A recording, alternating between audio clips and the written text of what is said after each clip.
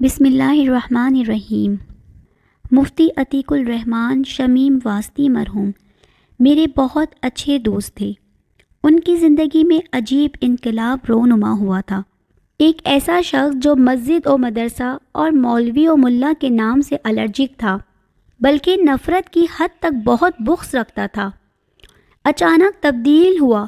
گھنی لمبی داڑھی اور زلفوں کے ساتھ سر پر ٹوپی اور مسجد اور مدرسہ کیا شیدائی بلکہ مسجد کا کھوٹا بن گیا تھا۔ اس خوشگوار تبدیلی سے اپنے اور پرائے سب حیران ہو کر رہ گئے۔ واسطی صاحب سے میری شناسائی اس تبدیلی کے بعد ہی ہوئی تھی۔ میں ان دنوں ٹنڈو آدم میں رہائش پذیر تھا اور وہ حیدرآباد کے تبلیغی مرکز میں مقیم تھے۔ ایک تبلیغی اجتماع میں شرکت کے لیے وہ مجھے لینے کے لیے آئے ہوئے تھے اور بذریعہ کار ہمیں حیدرآباد پہنچنا تھا۔ تقریباً 1 گھنٹے کی سفر کی رفاقت کے دوران قرآنی تاثیر کا یہ واقعہ خود ان کی زبانی مجھے سننے کا موقع میسر آ گیا۔ میں نے واسطی صاحب سے کہا کہ آپ کی زندگی میں اسلامی انقلاب کس طرح رونما ہوا؟ وہ کہنے لگے، میں کمیونسٹ خیالات کا حامل تھا، مذہبی خیالات سے بیزار اور اللہ اور رسول اور قیامت کے عقیدے سے نفرت تھی۔ ہمارا ایمان پیسہ تھا، کیونکہ کمیونسٹوں کا کلمہ کچھ یوں یعنی کائنات میں اللہ کا کوئی وجود نہیں اور زندگی کا انحصار مادی وسائل پر ہے۔ پاکستان میں کمیونسٹ مفادات کی نگرانی میرے سپرد تھی اور سوویت یونین کی طرف سے سرخوں کے نام لفافے کی ترسیل میرے ہی توسط سے سر انجام پائی تھی، اور کمیونزم کی نشر و اشاعت کے لیے ہم نے پاکستان کسان پارٹی تشکیل دی ہوئی تھی، جس کا بانی اور چیئرمین میں تھا۔ جب صدر ضیاء الحق مرحوم نے مارشل لا نافذ کیا تو سرخوں اور کامریڈوں کی شامت آ گئی، چھاپے اور گرفتاریاں شروع ہو گئیں۔ مجھے بھی گرفتار کر لیا گیا۔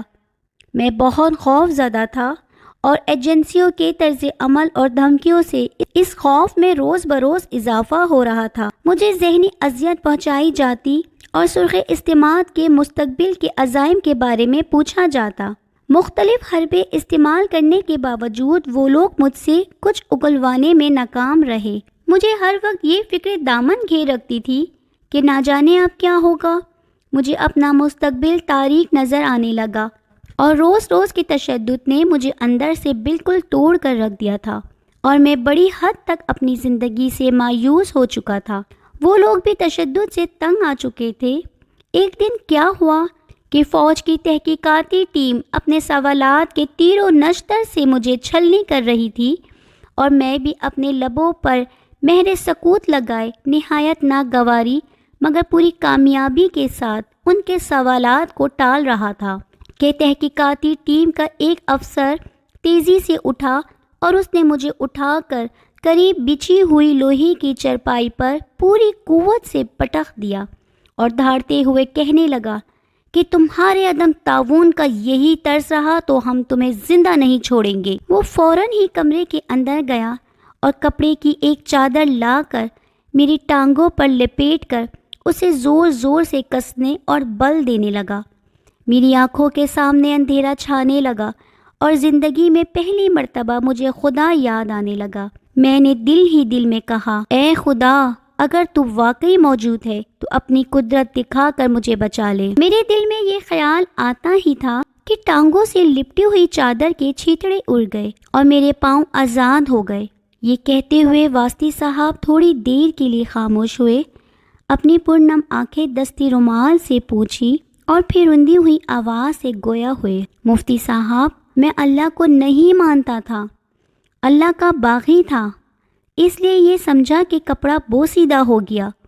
فوجی جوان کا زور برداشت نہ کر سکا تو اس لیے پھٹ گیا۔ شاید وہ فوجی بھی یہی سمجھا۔ وہ پھر اندر گیا اور سوت کا بنا ہوا ایک موٹا رسہ لا کر پھر میری ٹانگوں میں بل دینے لگا، مگر وہ مضبوط رسہ بھی ٹکڑے ٹکڑے ہو گیا۔ اب تک ایک کمیونسٹ اور مسلمان دونوں یہی سمجھ رہے تھے کہ پوسیدگی کی وجہ سے کپڑا اور رسہ ٹکڑے ٹکڑے ہو گیا۔ وہ پھر اندر گیا اور شاید فوجی گاڑیوں کو کھینچنے کے لیے استعمال ہونے والی لوہے کی موٹی زنجیر لا کر میری ٹانگوں کو پوری قوت سے باندھنے لگا۔ جب وہ زنجیر بھی ٹکڑے ٹکڑے ہو کر زمین پر آ گری تو وہ انتہائی مایوسی کے عالم میں ہاپتا ہوا ایک طرف کھڑا ہو گیا۔ ٹیم کے باقی ممبران بھی یہی منظر دیکھ رہے تھے اور میں دل میں اللہ کی قدرت پر حیرت و استعجاب میں مبتلا تھا، اور میری زبان پر بے اختیار کلمہ شہادت جاری ہو چکا تھا۔ یہاں تک بات کرتے ہوئے واسطی صاحب پھر ایک لمحے کو رکے۔ ہم دونوں آبدیدہ نگاہوں سے تھوڑی دیر تک ایک دوسرے کو تکتے رہے۔ مجھے ایسا محسوس ہو رہا تھا کہ وہ کچھ کہنا چاہتے ہیں مگر الفاظ ان کا ساتھ نہیں دے رہے۔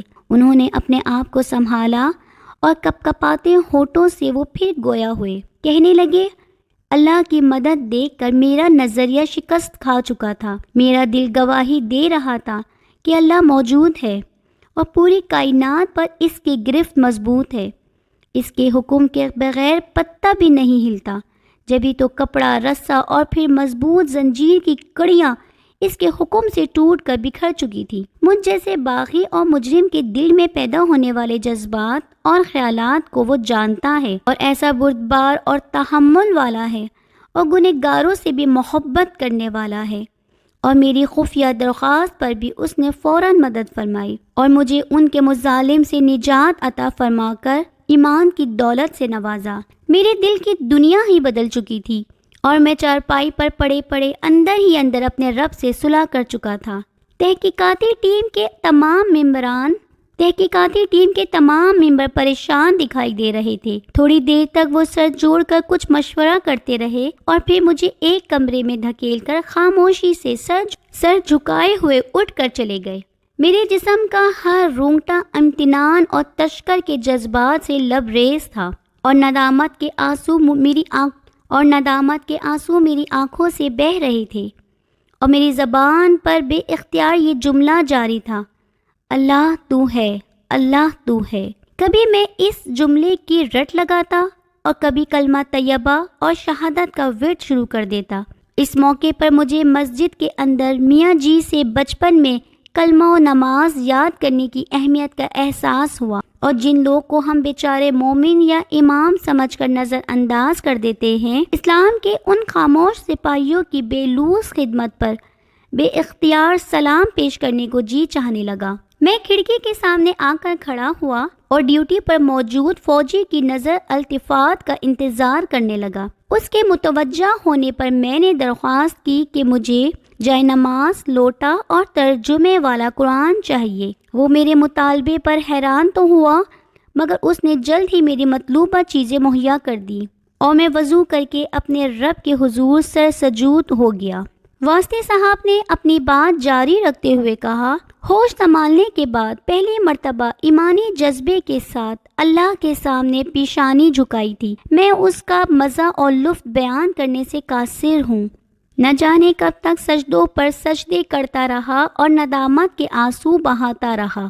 نماز سے فارغ ہو کر میں تلاوت کلام پاک شروع کر دی۔ اب میرا یہ معمول بن چکا تھا، دن بھر تلاوت اور نماز میں مشغول رہتا تھا۔ اب فوجی بھی میرا احترام کرنے لگے تھے، اور تحقیقاتی مراحل بھی انتہائی مختصر اور رسمی حیثیت اختیار کر چکے تھے، مگر چند ہی روز میں تحقیقاتی ٹیم کے ارکان تبدیل کر دیے گئے اور تشدد و اذیت کا سلسلہ پھر شروع ہو گیا۔ کسی سے گفتگو ملاقات کی اجازت نہیں تھی۔ میرے دل میں سوالات کا ایک طوفان برپا رہتا تھا مگر کوئی جواب دینے والا نہیں تھا۔ میں بچپن میں سنا کرتا تھا کہ تلاوت قرآن کرنے والا اللہ تعالیٰ سے باتیں کرتا ہے، لہٰذا میں نے اللہ ہی سے اپنے سوالات کے جوابات لینے کا فیصلہ کر لیا۔ واقعی قرآن کریم کے ذریعے اللہ سے میرا رابطہ استوار ہو گیا۔ میرے دل میں جو بھی سوال پیدا ہوتا، تلاوت کے دوران کوئی نہ کوئی ایسی آیت سامنے آ جاتی جو میرا اطمینان کا باعث بن جاتی۔ میں نے کہا، واسطی صاحب ایک دو سوالات بتائیں جن کا جواب آپ کو قرآن کریم سے ملا ہو۔ کہنے لگے، ایک دن مجھے یہ بات شدت سے پریشان کر رہی تھی کہ میری پارٹی میرے لیے کیا کر رہی ہے۔ میری رہائی کے لیے ان کی کوئی کوشش میرے سامنے نہیں آتی تھی۔ میں جب تلاوت کلام پاک کے لیے بیٹھا تو قرآن کریم کی یہ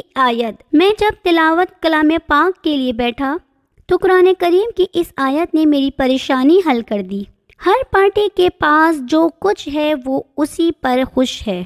میں سمجھ گیا کہ وہ اپنے آپ میں مگن ہیں اور انہیں میری کوئی فکر نہیں۔ پھر مجھے یہ خیال ستانے لگا کہ معلوم نہیں میرے رشتہ دار کیا کر رہے ہیں، شاید انہی کی کوششوں سے مجھے رہائی مل جائے۔ دوران تلاوت ایک آیت سامنے آتی جس کا مفہوم یہ تھا کہ جس دن آدمی اپنے بھائی، ماں باپ، اولاد اور بیوی سے بھاگے گا، ہر ایک کے اپنے مسائل اسے دوسرے سے لا تعلق کر دیں گے۔ میں سمجھ گیا کہ جب قیامت جیسے ہولناک دن میں کوئی کام نہیں آئے گا تو دنیا میں ان سے کیا توقع رکھی جا سکتی ہے۔ اس سے یہ واضح ہو گیا کہ عزیز و اقارب اور رشتہ دار بھی کام نہیں آئیں گے۔ ایک دن میں سوچ رہا تھا کہ فوج جس طرح دھمکیاں دیتے ہیں اس کے پیش نظر میرا زندہ بچنا ناممکن ہے۔ دوران تلاوت میں نے پڑھا جس کا مفہوم تھا یہ زبانی کلامی دھمکیوں کے علاوہ تمہارا کچھ نہیں بگاڑ سکیں گے، اور پھر مجھے تسلی ہو گئی کہ مجھے ان فوجیوں سے کوئی بڑا خطرہ نہیں ہے۔ اس طرح بچپن کی سنی ہوئی بات عملی طور پر میرے سامنے آ گئی اور قرآن کریم پر اعتماد روز بروز بڑھنے لگا۔ پھر تو میرا معمول بن گیا، جیسے ہی کوئی پریشانی یا گھبراہٹ ستاتی میں تلاوت شروع کر دیتا۔ قرآن کریم مجھے تسلی بھی دیتا اور رہنمائی بھی کرتا۔ میں نے اللہ تعالیٰ کے ساتھ عہد کر لیا تھا کہ رہائی کی صورت میں پوری زندگی خدمت قرآن میں گزار دوں گا۔ چنانچہ چند ماہ کے اندر ہی فوجی احکام نے مجھے بری کر دیا اور رہائی ملتے ہی میں نے اپنے محلے کے مسجد میں بچوں کو تعلیم قرآن دینی شروع کر دی اور اسی اثنا میں تبلیغ والوں سے رابطہ ہو گیا، اور اس طرح دعوت تبلیغ کی عالمی محنت سے منسلک ہو کر دین اسلام اور قرآن تعلیمات کی نشر و اشاعت کو اپنا مقصد بنا کر زندگی گزار رہا ہوں۔